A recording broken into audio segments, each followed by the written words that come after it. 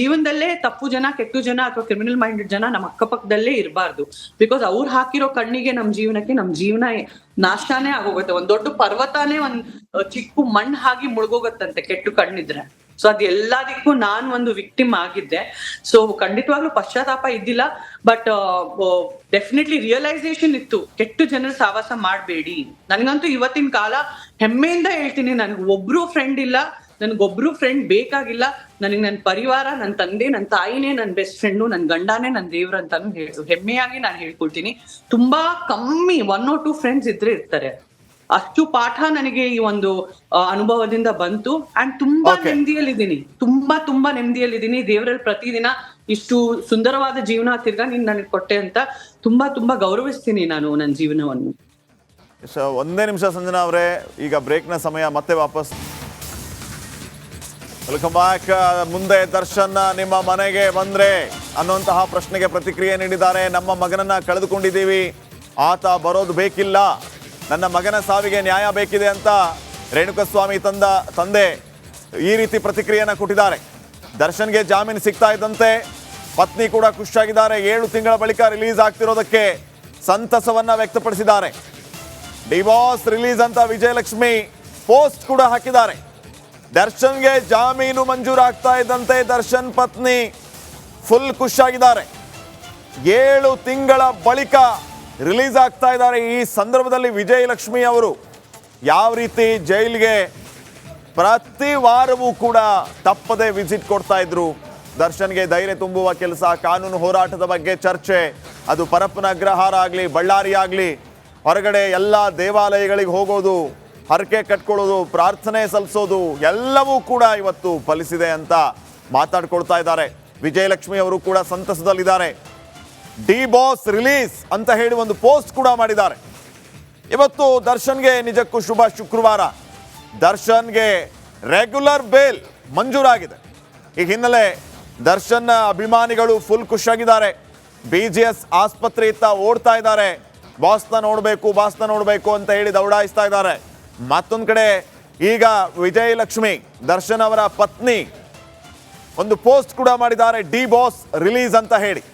ಬರೋಬ್ಬರಿ 7 ತಿಂಗಳ ಬಳಿಕ ಜೂನ್ನಲ್ಲಿ ನಡೆದಂತಹ ಘಟನೆ, ಜೂನ್ 8ನೇ ತಾರೀಕು ಮರ್ಡರ್, 11ನೇ ತಾರೀಕು ಅರೆಸ್ಟ್, ತದನಂತರ ನಿರಂತರವಾಗಿ ಯಾವ ರೀತಿ ಸಾಕ್ತು ಎಲ್ಲವೂ ಅನ್ನೋದನ್ನ ತಾವು ಗಮನಿಸಿದ್ದೀರಿ. ಈಗ ಈ ಕ್ಷಣ ಆರೋಪಿ ನಟ ದರ್ಶನ್ ಸೇರಿದಂತೆ ಈ ಪ್ರಕರಣದಲ್ಲಿ ಯಾರೆಲ್ಲ ಆರೋಪಿಗಳಾಗಿದ್ರು, ಇವತ್ತು 7 ಜನರಿಗೆ ಜಾಮೀನು ಮಂಜೂರಾಗಿದೆ. ನಿಯಮಿತ ಜಾಮೀನು, ರೆಗ್ಯುಲರ್ ಬೇಲ್ ಮಂಜೂರಾಗಿರೋದು. ಆ ಜಾಮೀನಿನ ಅನ್ವಯ ಈಗ ಪ್ರಕರಣದ A2 ದರ್ಶನ್, ಪ್ರಕರಣದ A1 ಪವಿತ್ರ ಗೌಡ, ಹಾಗೇನೆ ಅನುಕುಮಾರ್, ಲಕ್ಷ್ಮಣ್, ಜಗದೀಶ್, ಪ್ರದೋಷ್ ಇವರೆಲ್ಲರೂ ಕೂಡ ಇವತ್ತು ಜಾಮೀನಿನ ಮೇಲೆ ರಿಲೀಸ್ ಆಗ್ತಾ ಇದ್ದಾರೆ. ಪ್ರೊಸೀಜರ್ ಪ್ರಕಾರ ಇವರು ಬಹುತೇಕ ಸೋಮವಾರ ರಿಲೀಸ್ ಆಗ್ತಾರೆ ಅನ್ನುವಂಥ ಮಾಹಿತಿ ಇದೆ. ಈಗಾಗಲೇ ದರ್ಶನ್ ಮಧ್ಯಂತರ ಜಾಮೀನಿನ ಮೇಲೆ ಆಚೆ ಇದ್ರು, BGS ಆಸ್ಪತ್ರೆಯಲ್ಲಿ ಚಿಕಿತ್ಸೆಯನ್ನ ಪಡಿತಾ ಇದ್ರು.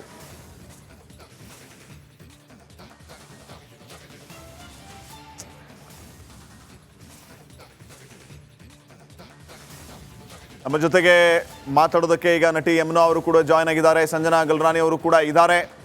ಯಮುನಾ ಅವರೇ, ತಾವು ಆರಂಭದಿಂದಲೂ ಕೂಡ ಒಂದು ನಂಬಿಕೆಯ ಮಾತನ್ನ ಆಡ್ತಾ ಇದ್ರಿ, ವಿಶ್ವಾಸ ವ್ಯಕ್ತಪಡಿಸ್ತಾ ಇದ್ರಿ 100ಕ್ಕೆ 100ರಷ್ಟು ದರ್ಶನ್ ಅವರು ಆಚೆ ಬಂದೇ ಬರ್ತಾರೆ ಅಂತ. ಅವರಿಗೆ ರೆಗ್ಯುಲರ್ ಬೇಲ್ ಮಂಜೂರಾಗಿರೋದು, ತಮ್ಮ ಫಸ್ಟ್ ರಿಯಾಕ್ಷನ್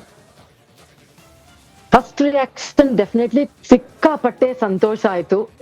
ಅದು ಅಲ್ಲದೆ ಅವರ ಇವಾಗ ಆರೋಗ್ಯ ಸ್ಥಿತಿಯನ್ನು ಕೂಡ ಗಮನಿಸಿದಾಗ ಈ ಬೇಲ್ ತುಂಬಾ ಬೇಕಾಗಿತ್ತು ಅವ್ರಿಗೆ. ಸೊ ಉತ್ತಮವಾದಂತ ಟ್ರೀಟ್ಮೆಂಟ್, ಯಾವ್ದು ಅರ್ಜೆನ್ಸಿ ಮಾಡದೆ ಉತ್ತಮವಾದಂತ ಟ್ರೀಟ್ಮೆಂಟ್ ನ ತಗೊಂಡು ಬೇಕಾಗಿತ್ತು. ಆಮೇಲೆ ಸಾಕಷ್ಟು ಕೆಲಸಗಳು ಸ್ಯಾಂಡಲ್ವುಡ್ ಅಲ್ಲಿ ನಿಂತ್ಕೊಂಡಿತ್ತು. ಅದೆಲ್ಲದು ಈಗ ಮತ್ತೆ ಶುರುವಾಗುತ್ತಲ್ಲ ಅನ್ನೋ ಸಂತೋಷ ತುಂಬಾ, ಯಾಕಂದ್ರೆ ಸಾವಿರಾರು ಜನ ಕೆಲಸನ ಕಳ್ಕೊಂಡಿದ್ರು. ಉತ್ತಮ ಮಟ್ಟದ ಸಿನಿಮಾಗಳು ಇವಾಗ ನಡೆಯುತ್ತೆ, ಮತ್ತೆ ಸಿಗುತ್ಕೊಳ್ತೀವಿ ಅನ್ನೋದು ಇನ್ನೊಂದು ಖುಷಿ. ಓವರ್ ಆಲ್ ನಂಗೆ ಸಿಕ್ಕಾಪಟ್ಟೆ ಸಂತೋಷ ಆಗ್ತಾ ಇದೆ. ಸಂಜನಾ ಅವರು ಮುಗುಳ್ನಗೆ ನೋಡ್ತಾ ಇದೀವಿ ನಾವು, ಬಹಳ ಖುಷಿಯಲ್ಲಿದ್ದಾರೆ. ಸಂಜನಾ ಅವರೇ, ಹೇಳಿ. ನಾವು ಈ ಹಿಂದೆ ಮಾತಾಡ್ತಾ ಇದ್ವಿ, ಈ ಪಶ್ಚಾತ್ತಾಪದ ಪ್ರಶ್ನೆ ಬರೋದಿಲ್ಲ, ಬಲಿಪಶು ಮಾಡಿದ್ರು ನಮ್ಮನ್ನ ಅಂತ. ದರ್ಶನ್ ಕೇಸಲ್ಲೂ ಆ ರೀತಿ ಆಯ್ತು ಅಂತ ತಮಗೆ ಆ ಭಾವನೆ ಬರ್ತಾ ಇದೆಯಾ? ನೋಡಿ, ಸೆಲೆಬ್ರಿಟಿ ಆಗೋದು ತುಂಬಾ ಈಸಿ. ಸೆಲೆಬ್ರಿಟಿ ಆಗಿ ನಾವು ನಮ್ಮನ್ನೇ ಮೇಂಟೈನ್ ಮಾಡೋದಿದೆಯಲ್ಲ ತುಂಬಾನೇ ಕಷ್ಟ.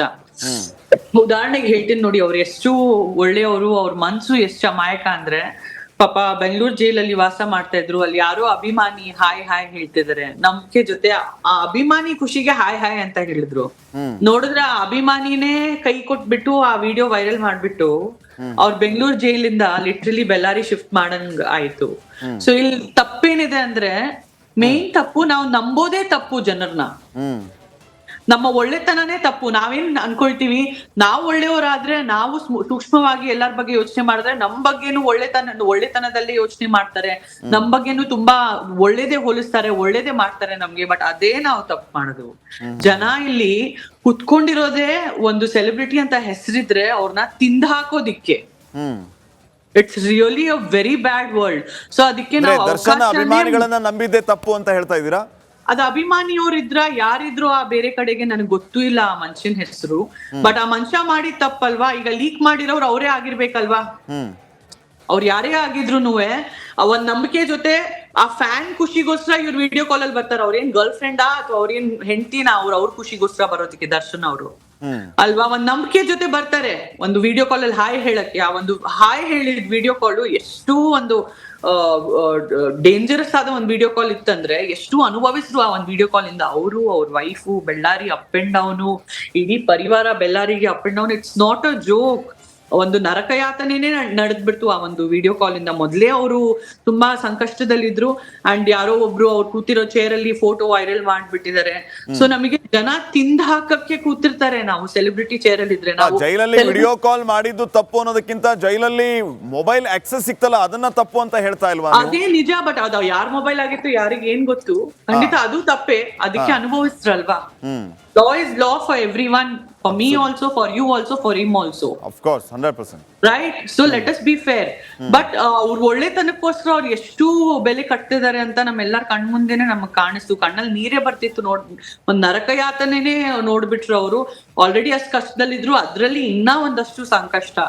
So we should not trust. And ನಾವು ಸೆಲೆಬ್ರಿಟಿ ಆಗಿ ಮೇಲ್ ಕೂತಿದ್ರೆ ನಮಗೆ 100 ಜನರಲ್ಲಿ 99 ಪೀಪಲ್ ಈ ಸೆಲೆಬ್ರಿಟಿನ ಹೆಂಗ್ ಕೆಳಗ್ ಬೀಳ್ಸೋದು ಅಂತಾನೆ ನೋಡ್ತಾರೆ. ಅದ್ರಲ್ಲಿ ಒಬ್ಬ ಬಹುಶಃ ಒಳ್ಳೆ ಮನ್ಸದವ್ರು ಬಹುಶಃ ತುಂಬಾ ಹುಡುಕಿದ್ರೆ ಸಿಗ್ಬಹುದು. ಇಲ್ಲಾಂದ್ರೆ ಎಲ್ಲಾರು ಇವ್ರಿಗೆ ಹೆಂಗೆ ಕೆಳಗ್ ತಳ ಹಾಕೋದು, ಹೆಂಗೆ ಅವ್ರಿಗೆ